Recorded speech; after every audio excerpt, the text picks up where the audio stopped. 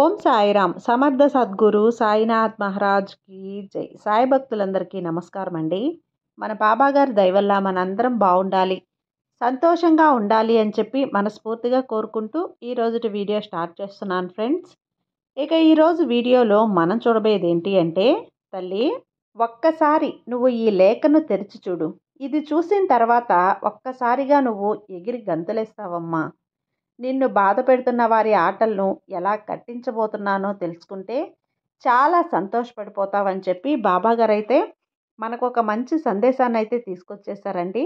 ఆ సందేశం ఏంటి, ఆ సందేశం రూపంలో బాబాగారు మనతో ఏం చెప్పబోతున్నారు అనేది ఆయన మాటల్లోనే వినే ముందుగా, కొత్తగా మన ఛానల్లో ఎవరైనా వీడియో చూస్తూ ఉన్నట్లయితే ప్లీజ్ సబ్స్క్రైబ్ చేసుకోండి ఫ్రెండ్స్.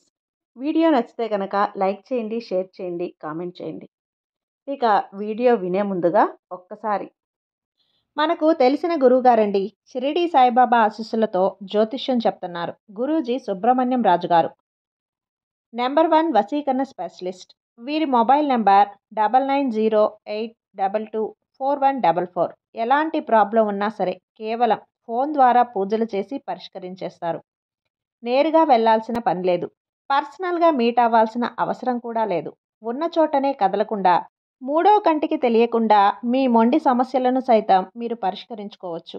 ప్రేమ, పెళ్లి, ఉద్యోగం, రాజకీయం, విదేశీ ప్రయాణం, ధనం నిలకడగా లేకపోవటం, భార్యాభర్తల మధ్య గొడవలు, ఆస్తి తగాదాలు, అప్పుల బాధలు, స్త్రీలు పురుషులు ఎటువంటి గుప్త సమస్యలున్నా సరే నెంబర్ 1 వశీకరణ స్పెషలిస్ట్. మీ మీద, మీ ఇంటి మీద చెడు ప్రయోగం జరిగినా, చేసి ఉన్నా కూడా నరదృష్టి, నరగోష్ట, సంతాన సమస్యలు, భార్యాభర్తల మధ్య, లవర్స్ మధ్య అనుమానాలున్నా, అపార్థాలున్నా, థర్డ్ పర్సన్ ఉన్నా సరే, అత్తాకోడళ్ళ మధ్య సఖ్యత లేకపోయినా ప్రతి ఒక్క ప్రాబ్లంకి చక్కటి సొల్యూషన్ ఇస్తున్నారండి. మీ వివరాలన్నీ కూడా సేఫ్ అండ్ సెక్యూర్గా ఉంచుతారు. మీకే కాదు, దేశ విదేశాల్లో ఉన్నవారు ఎలాంటి ప్రాబ్లమ్స్నైనా సరే పరిష్కరించుకుంటున్నారు. ఎంతోమంది విదేశాల్లో ఉన్నటువంటి వారు, దిక్కుతోచని పరిస్థితుల్లో అయోమయ స్థితిలో ఉన్నవారు ఇప్పుడు గురువుగారికి కాల్ చేసి వాళ్ళ ప్రాబ్లమ్స్ని సాల్వ్ చేసుకొని ఈరోజు హ్యాపీగా లైఫ్ లీడ్ చేస్తూ చాలా సంతోషంగా ఉన్నారు. కాబట్టే స్క్రీన్ మీద ఉన్నటువంటి నెంబర్కి ఒక్కసారి కాల్ చేయండి. మీ ప్రాబ్లంని గురువుగారితో పంచుకోండి. ఖచ్చితంగా గురువుగారు మీ ప్రాబ్లంకి సొల్యూషన్ చూపిస్తారు. వీడియోలోకి వచ్చేస్తే, తల్లి నీ యొక్క కళ్ళు మూసుకొని ప్రశాంతంగా నేను చెప్పే మాటలను వినడానికి ఆనందంగా వేచి ఉండు. ఎందుకంటే ఈరోజు నేను చెప్పే ఈ మాటలతో నీ మనసు అనేది సంతోషంగా ఎగిరి గంతులైపోతుంది.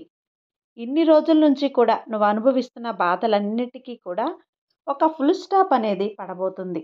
జీవితంలో ఇకపై నీకు ఏ సమస్యలు అనేవి రాకుండా అడ్డుగోడ కట్టబోతున్నాను. నీ జీవితం ఆనందాలతో నిండేలా ఆశీర్వదించబోతున్నాను. నీ జీవితానికి గురుబలం పెరిగేలా దీవించబోతున్నాను. బిడ్డా, నువ్వేం చేయాల్సిన అవసరం లేదు. కళ్ళు మూసుకొని నీ మనసులో ఉన్న ఒక కాగితాన్ని తెరిచినట్లుగా ఊహించుకో.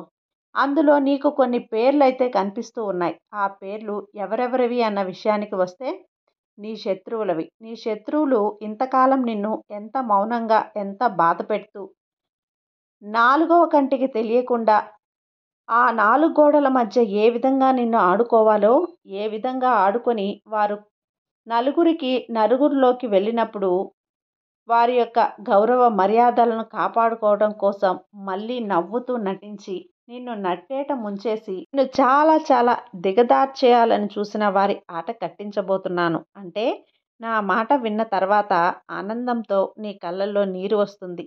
వీటినే ఆనంద బాష్పాలు అంటారు. అంటే నీ కళ్ళు చెమ్మగిల్లుతాయి. ఎందుకంటే ఒక మనిషి ఎప్పుడైనా కానీ పుట్టింటి నుంచి అత్తింటికి వచ్చినప్పుడు నలుగురిలో తన విలువ కాపాడే అత్తింటి వారి వైపు ఉండాలి. తనని ప్రేమగా చూసుకోవాలి. కనీసం తల్లి అంత ప్రేమ చూపించకపోయినా కూడా సాటి మనిషిగా మానవత్వాన్నైనా చూపించగలగాలి.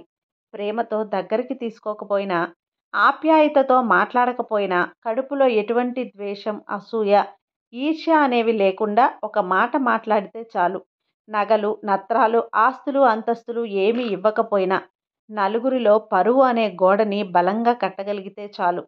అది ఆడపిల్ల పుట్టింటి నుంచి మెట్టింటికి వెళ్ళేటప్పుడు, మెట్టింటి నుంచి ఇవన్నీ కూడా ఆస్తులుగా, ఆభరణాలుగా తన నుంచి కావాలి అని చెప్పి అంటే మెట్టింటి నుంచి కావాలి అని చెప్పి చిన్న చిన్న ఆశలు, చిన్న చిన్న కోరికలనేవి కోరుకుంటూ ఉంటుంది. కానీ ఎప్పుడైతే ఈ ఆడపిల్ల తన యొక్క పుట్టింటి నుంచి మెట్టింటికి వచ్చినప్పుడు, ఇక్కడ అత్తగారు ఒక మెయిన్ క్యారెక్టర్ ఎవరైతే ఉన్నారో, తోడికోడలు అనే మెయిన్ క్యారెక్టర్ ఎవరైతే ఉన్నారో, వాళ్ళ ఫ్యామిలీ ఎవరైతే ఉన్నారో, వీరిని చూడలేని తనము అనేది ఒకటి మొదలవుతుంది. మొదటిగా కుటుంబ శత్రువుల గురించి మాట్లాడుకుందాం. తర్వాత బంధుమిత్రులు, శత్రువుల గురించి మాట్లాడుకుందాం. ఆ తర్వాత బయట శత్రువుల గురించి మాట్లాడుకుందాం. తల్లి, అయితే నీ జీవితంలో వీరి పాత్ర అనేది చాలా చాలా గొప్ప పాత్ర. ఎందుకింత గొప్ప పాత్ర అని చెప్తున్నాను అంటే, నిజానికి వీరు నిన్ను చాలా దారుణంగా కొట్టకుండా కొట్టినంత పని చేశారు. తిట్టకుండా తిట్టినంత పని చేశారు. నిజానికి వీరి యొక్క తెలివికి అప్పుడప్పుడు నీకు కూడా హ్యాట్స్ ఆఫ్ చెప్పాలి అనిపిస్తూ ఉంటుంది. ఎందుకంటే ఇక్కడ కర్ర విరక్కుండా, పాము చావకుండా ఒక రకంగా మధ్యలో అలా విధంగా మనిషిని కట్టుదిట్టంగా ఉంచుకోవటం అంటే ఇది చాలా చాలా అతి తెలివి వాళ్ళకే సాధ్యమవుతుంది. ఆ అతి తెలివి గల వారిలో వీరు మొదటి స్థానంలో ఉంటారు.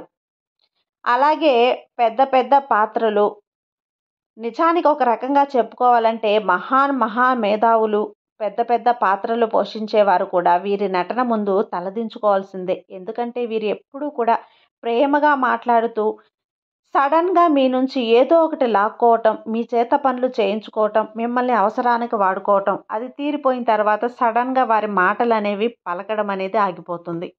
మళ్ళీ ఎప్పుడైతే అవసరం వస్తుందో అప్పుడు మళ్ళీ మీ దగ్గరికి రావటం, ప్రేమగా మాట్లాడటం, మళ్ళీ అవసరం తీర్చుకోవటం, అది తీరిపోయిన తర్వాత పక్కకు వెళ్ళిపోవటం.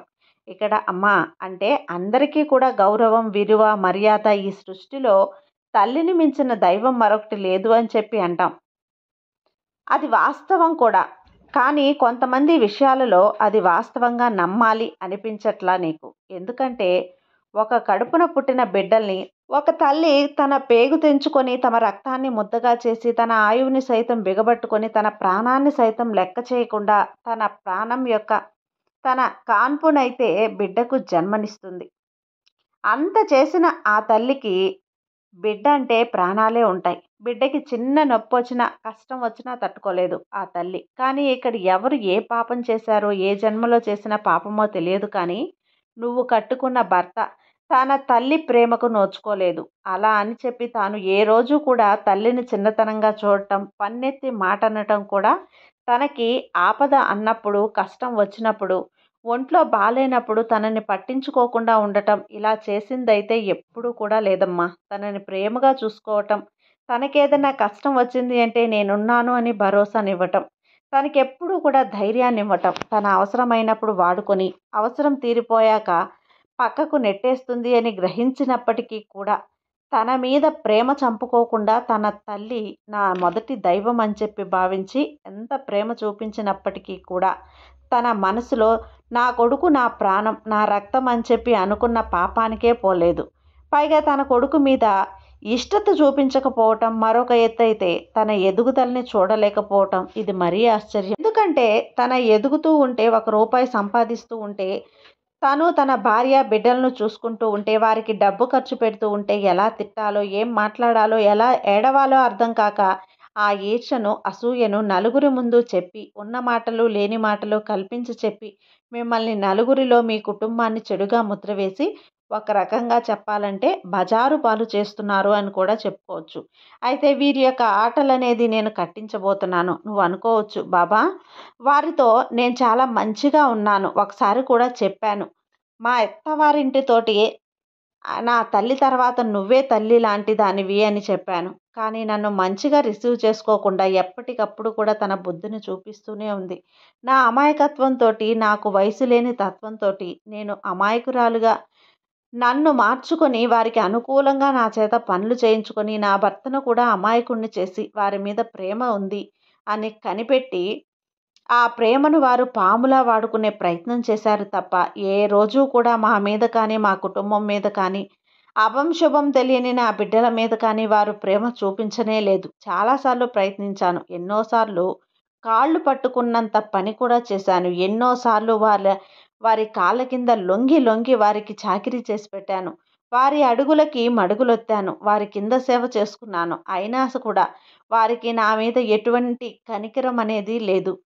మరి బాబా నేనేం చేయాలి? నాకేం అర్థం కావట్లేదు. ఎందుకంటే వారి ప్రేమ కోసం ఎదురు చూసి చూసి, వారి మంచితనం కోసం ఎదురు చూసి, చివరకు ఎటువంటి మార్పనేది లేకపోవటం చేత, నువ్వు నీ యొక్క మనసుని కూడా చంపుకొని, చివరకు ఏమీ చేయలేక ఒంటరిగా మిగిలిపోయావు. కాబట్టి అటువంటి వారి యొక్క ఆటను ఏ విధంగా కట్టించాలో నాకు బాగా తెలుసు తల్లి. వారికి ఎటువంటి సమాధానం చెప్పాలో నా కళ్ళతోటి నువ్వే చూస్తావుగా.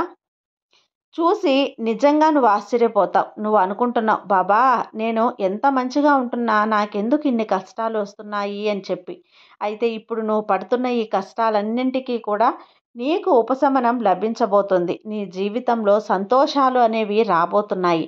ఎవరైతే నిన్ను ఇబ్బంది పెట్టారో, ఎవరైతే నీ యొక్క కష్టాన్ని దోచుకొని, ఎవరైతే నీ మీద లేనిపోని నిందలు వేసి నిన్ను నలుగురిగో చెడ్డగా క్రియేట్ చేశారో, వారికి తగ్గ సమాధానం అనేది నేను చెప్పబోతున్నాను. నువ్వు ఇవన్నీ కూడా చూసించినప్పుడు నీ మనసుకి అనిపించవచ్చు, ఇంకెప్పుడు బాబా మీరు అలానే చెప్తూ ఉన్నారు, కానీ వారు మాత్రం నా కళ్ళ ముందు సంతోషంగా నవ్వుతూ తిరుగుతూ ఉన్నారు. నేను మాత్రం ఒంటరిగా మిగిలిపోయాను అని చెప్పి. కానీ నువ్వు ఏమాత్రం కూడా బాధపడాల్సిన అవసరమే లేదు తల్లి. ఎందుకంటే ప్రతి ప్రశ్నకు కూడా నీకు సమాధానం అనేది దొరుకుతుంది. నువ్వు అనుకున్నది అనుకున్నట్లు ఖచ్చితంగా నువ్వు సాధించే ప్రయత్నం చెయ్యి. నువ్వు ఎవరు ఏమనుకుంటున్నా పట్టించుకోకు. ఇటువంటి విషయాల మీద ధ్యాస పెట్టకుండా నువ్వు చేసే పని మీద మాత్రమే నువ్వు ధ్యాస పెట్టుకొని, ఆ పనిలో విజయం ఎలా సాధించాలి అని చెప్పి దాని గురించి ఆలోచించే ప్రయత్నం చెయ్యి. నీ కుటుంబం మీద నువ్వు ధ్యాస పెట్టు.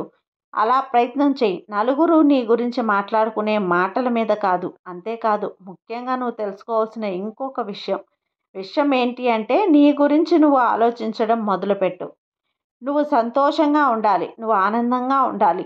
నువ్వు ఎప్పుడు కూడా నవ్వుతూ ఉండాలి. అంటే నిన్ను ఎవరైతే ఏడిపిస్తున్నారో, ఎవరైతే నిన్ను మాటలతోటి చిత్రహింసలు చేస్తూ ఉన్నారో, ఎవరితో మాట్లాడితే నీ మనసుకి బాధ కలుగుతుందో, అటువంటి వారికి దూరంగా ఉండే ప్రయత్నం చెయ్యి. అలా నువ్వు దూరంగా ఉంటే నీ మనసు అనేది చాలా వరకు తేలిక పడుతుంది. ఎప్పుడైనా కానీ ఒక మనిషికి శత్రువులు ఏర్పడ్డాయి అంటే, ఆ మనిషిలో ఏదో ఒక లోటు ఉంది అని కాదు. ఆ మనిషిలో ఏదో ఒక ప్రత్యేకత ఉంది కాబట్టే ఆ మనిషిని అందరూ కలిసి ఒంటరిని చేశారు అని చెప్పి. ఎప్పుడైనా కానీ సింహమే ఒంటరిగా ఉండి ధైర్యంగా దేన్నైనా ఎదుర్కొంటుంది. కుక్కలు మాత్రం గుంపులు గుంపులుగా అనే విషయాన్ని గుర్తుంచుకో బిడ్డ. నేను చెప్తున్న మాటలన్నీ కూడా అక్షర సత్యాలు. నువ్వు నమ్మి తీర్చాల్సిన నిజాలు. కాబట్టి ఇకపై నువ్వు నీ ప్రేమ చూపించుకుంటూ, నీ ఆరోగ్యం గురించి నువ్వు ఆలోచించుకుంటూ, నీ పిల్లల మీద ధ్యాస పెట్టుకొని, నీ కుటుంబం గురించి ఆలోచించుకుంటూ, నువ్వు చేసే పనుల మీద ధ్యాస పెట్టుకో. ఇక వారి ఆట అనేది ఎలా అడ్డుకట్ట వేయాలి, వారికి ఎలా బుద్ధి చెప్పాలి అని, ఏ పని చేస్తే వారి నోర్లు మూతపడతాయి, ఏ పని చేస్తే వారి యొక్క బుద్ధి, అహం, చెడు బుద్ధి ఇవన్నీ కూడా పూర్తిగా తొలగిపోతాయి. వారి దుర్మార్గం బయటపడుతుంది. ఇవన్నీ కూడా ఎప్పుడు, ఎక్కడ, ఎలా అంటే ఏ సమయంలో చేయాలి అనేది మొత్తం కూడా నాకు తెలుసు. కాబట్టి వారి ఆట కట్టించే పద్ధతి ఏ విధంగా ఉండాలో కూడా నాకు తెలుసు. ఆ ప్రయత్నంలోనే నేనున్నాను. చివరికి నువ్వే అనుకుంటావు, నాకు బాబా ఇచ్చిన మాట నిలబెట్టుకున్నాడు అని. వారి యొక్క ఆట కట్టిస్తా అని చెప్పారు. చివరికి అదే జరిగింది. పాపం ఆశపడింది ఎప్పుడైనా గెలుస్తుందా అంటే గెలవలేదు. నువ్వు కూడా తెలుసుకుంటావు. ఆ రోజు నువ్వు ఎగిరి గంతులేస్తావు. అలా నీ పిల్లల మీద ధ్యాస పెట్టుకొని, నీ కుటుంబం గురించి ఆలోచించుకుంటూ, నువ్వు చేసే పనుల మీద ధ్యాస పెట్టుకో. ఇక వారి ఆటలు ఎలా కట్టించాలి అనేది నేను చూస్తాను. వారికి ఎలా బుద్ధి చెప్పాలి, ఏం పని చేస్తే వారి నోర్లు మూతపడతాయి, ఏ పని చేస్తే వారి యొక్క బుద్ధి, అహం, చెడు బుద్ధి ఇవన్నీ కూడా పూర్తిగా పోయి వారి దుర్మార్గం అనేది బయటపడుతుంది. ఇవన్నీ కూడా ఎప్పుడు, ఎక్కడ, ఎలా అంటే ఏ సమయంలో అనేది మొత్తం నాకు తెలుసు. కాబట్టి వారి ఆటలు కట్టించే పద్ధతి ఏ విధంగా ఉండాలో కూడా నాకు తెలుసు. ఆ ప్రయత్నంలోనే నేనున్నాను. చివరికి నువ్వే అనుకుంటున్నావు, నాకు బాబా ఇచ్చిన మాట నిలబెట్టుకోవాలి అని. వారి యొక్క ఆట కట్టిస్తాను అని చెప్పారు. చివరికి అదే జరిగింది. పాపం పండింది. ఎప్పుడైనా మంచే గెలుస్తుంది. కాబట్టి ఈరోజు నువ్వు ఎగిరి గంతులేస్తావు తల్లి అని చెప్పి బాబా గారు మన కోసం అందించిన చక్కటి సందేశాన్ని ఈరోజు